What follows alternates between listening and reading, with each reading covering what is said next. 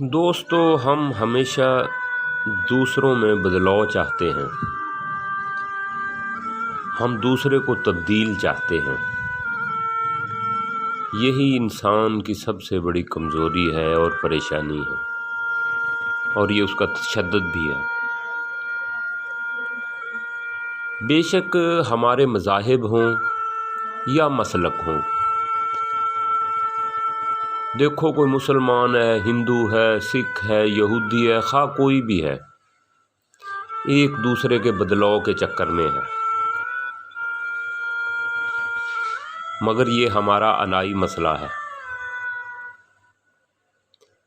سوچنے کی بات ہے کہ ویسے ہم ایک دوسرے کو سب برا جانتے ہیں، مسلمان بھی مسلمان کو برا جانتا ہے، مسلک کو برا جانتے ہیں، دوسرے مذاہب کو تو برا جانیں گے ہی۔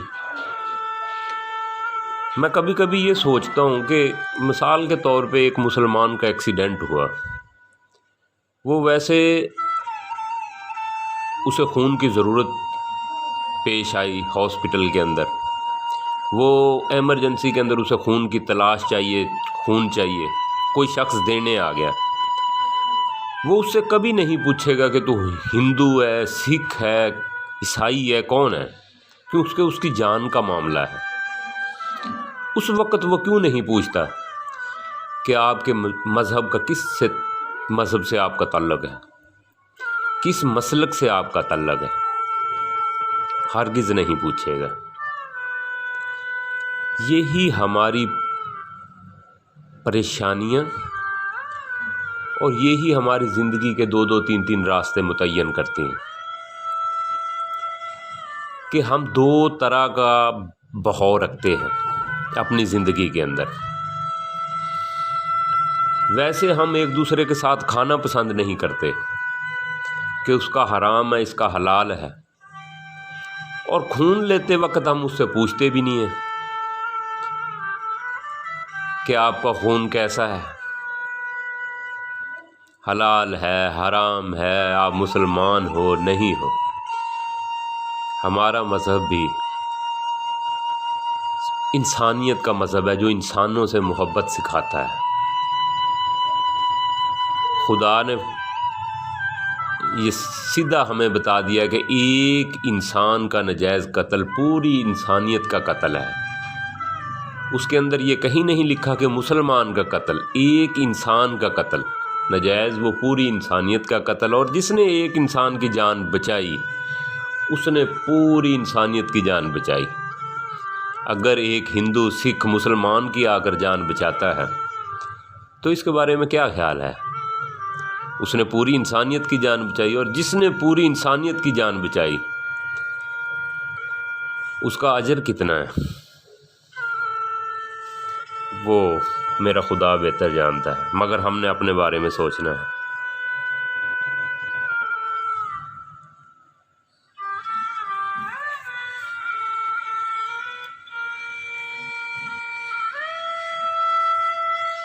غم کیا ہے؟ لوگوں اور حالات کو بدلنے کی کوشش میں ناکام ہو جانا ہے غم۔ ایسا ہو گیا، تم نے چاہا تھا ایسا نہ ہوا، یہی غم ہے۔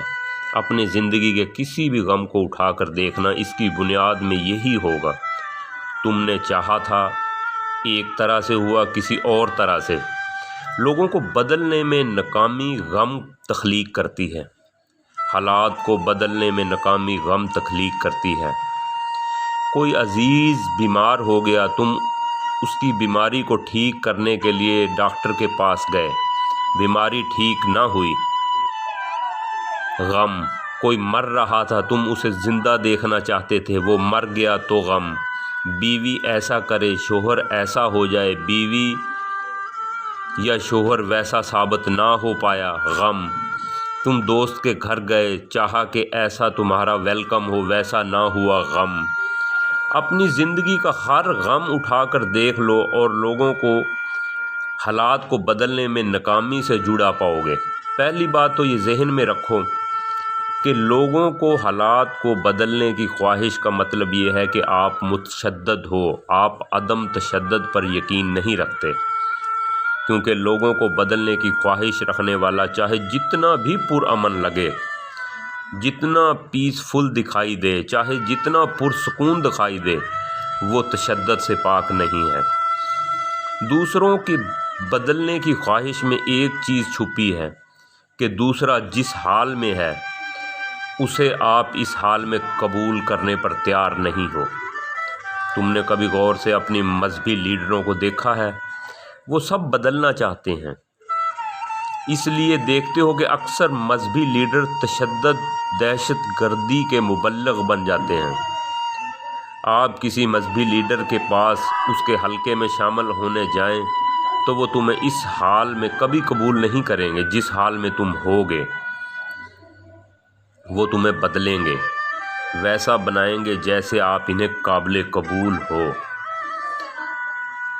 پھر آپ کو قبول کریں گے۔ پہلے وہ اپنی نظر میں آپ کو اچھا کریں گے، نیک کریں گے، آپ کا لباس بدلیں گے، رنگ ڈھنگ بدلیں گے، پھر آپ کو قبول کریں گے۔ ان کی باتیں چاہے لاکھ اچھی ہوں، خیال اور منصوبے چاہے ہیرے ہوں، لیکن ایک بات پکی ہے کہ وہ شخص متشدد ہے، وہ شدت پسند ہے۔ اس بات کو سمجھو کہ دوسرے کو بدلنے کا خیال اس کو مٹانے کا خیال ہے۔ دوسرے میں رتی بھر بھی بدلاؤ بھی اگر آپ کی خواہش ہے تو آپ دکھ سے نہیں بچ سکتے۔ اس پس منظر میں تم اپنی دنیا کو دیکھو۔ تمہاری دنیا کا حال تو یہ ہے کہ کوئی بھی کسی کو اس کے حال میں قبول کرنے پر تیار نہیں ہے جس حال میں وہ موجود ہے۔ گھر والے بچے کو بدلنے میں لگے ہیں، بنانے میں لگے ہیں، بنا اس کی فکر کیے وہ خود بھی بن پائے ہیں یا نہیں۔ آپ زندگی میں کچھ بھی نہ کیا ہو، ہر گھر میں بچے پر تشدد ہو رہا ہے، اس لیے تو دنیا اتنی بری ہے۔ پھر یہی کام بچے بڑے ہو کر اپنے گھر والوں کے ساتھ کرتے ہیں اور یہ سلسلہ جاری رہتا ہے۔ ایسی بیوی کو ڈھونڈنا مشکل ہے جو اپنے شوہر کو بدلنے میں نہ لگی ہو۔ اب تک ایسا کوئی شوہر نہیں ڈھونڈا جا سکا جس کے لیے بیوی میں بدلاؤ کا کام ابھی باقی نہ ہو۔ سقراط جیسا شوہر بھی مل جائے تو بھی بیوی کی کوشش ہوتی ہے کہ کسی طرح اسے بدل دے۔ اچھا بنانے کی کوشش ہمہ دم جاری ہے اور ہر کوئی اپنی کیپیسٹی میں یہ کام کیے جا رہا ہے۔ اور بڑی مزے کی بات تو یہ ہے کہ اچھا بنانے کی ہر کوشش میں تشدد ہوتا ہے، اور تشدد کون پسند کر سکتا ہے؟ اس لیے گھر جہنم بن گئے ہیں، دوستیاں دشمنیوں میں ڈھل رہی ہیں۔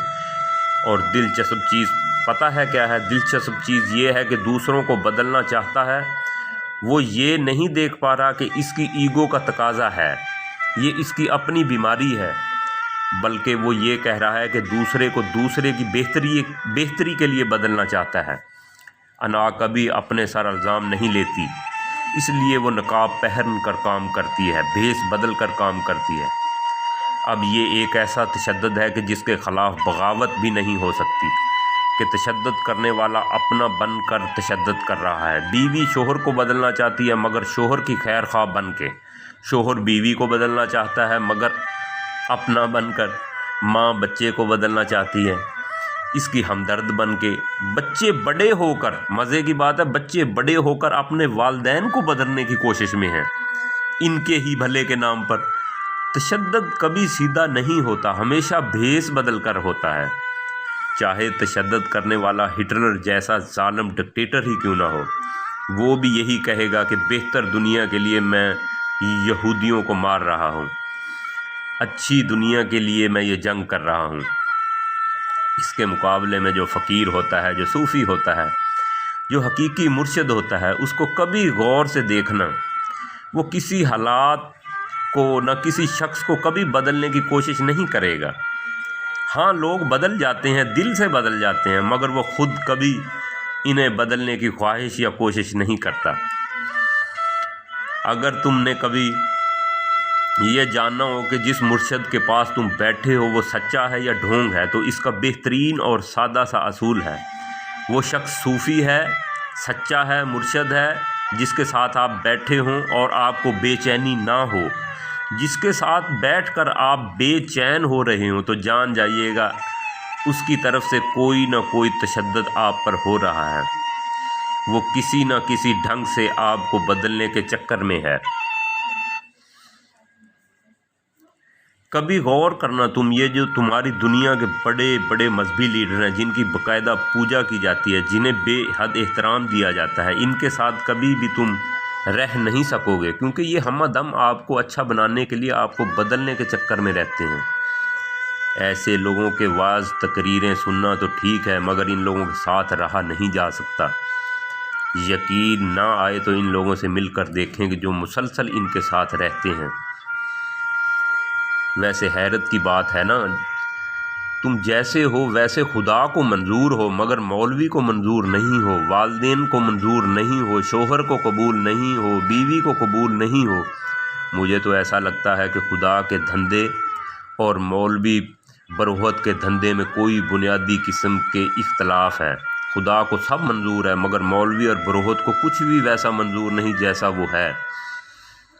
دوسرے کو بدلنے کی خواہش جس میں ہے، وہ ابھی تک اس کائنات کو، زندگی کو، فطرت کو سمجھ ہی نہیں پایا۔ تم لوگوں بااختیار کہتے ہو اسے ہو جیسے دوسروں کو بدلنے کا خبت ہو۔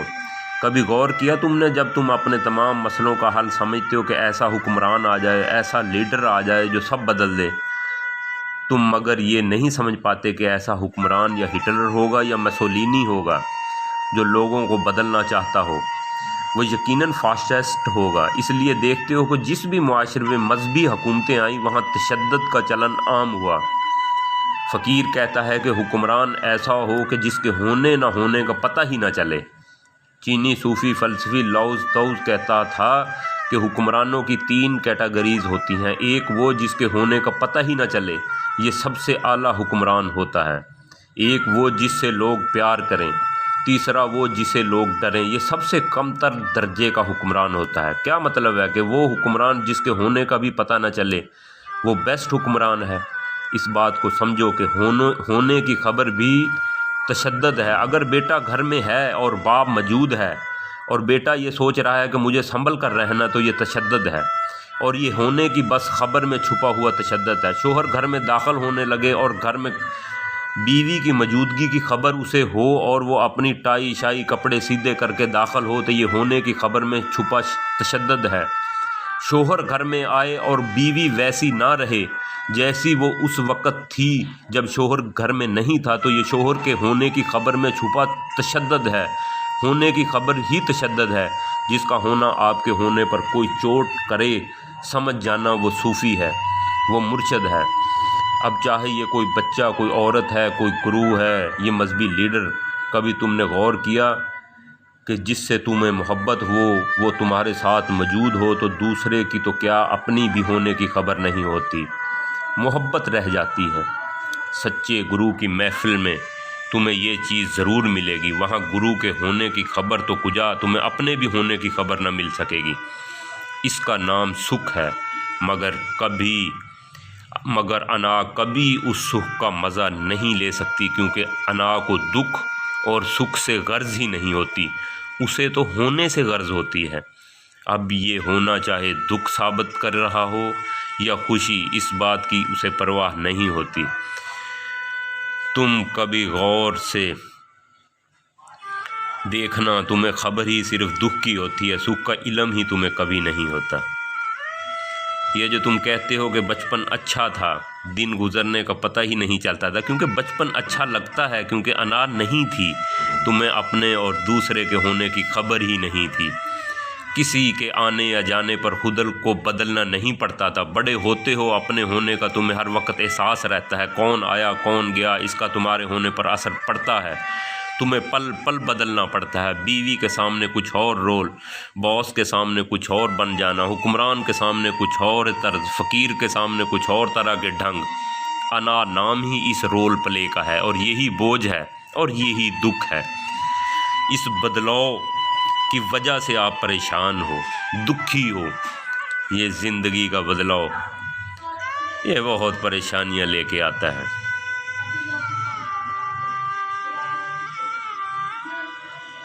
اس سے بچو۔ اسی موضوع پہ بات آگے کروں گا، موضوع کافی لمبا ہے یہ، مگر ویڈیو لمبی ہو جاتی ہے پھر سننے والے کے لیے بھی پریشانی بنتی ہے، تو فی الحال اسے یہیں سٹاپ کرتا ہوں۔ آگے اس کو پھر یہیں سے سٹارٹ کروں گا، اس کا پارٹ 2۔ ویڈیو کو لائک شیئر ضرور کر دو اگر اچھی لگے۔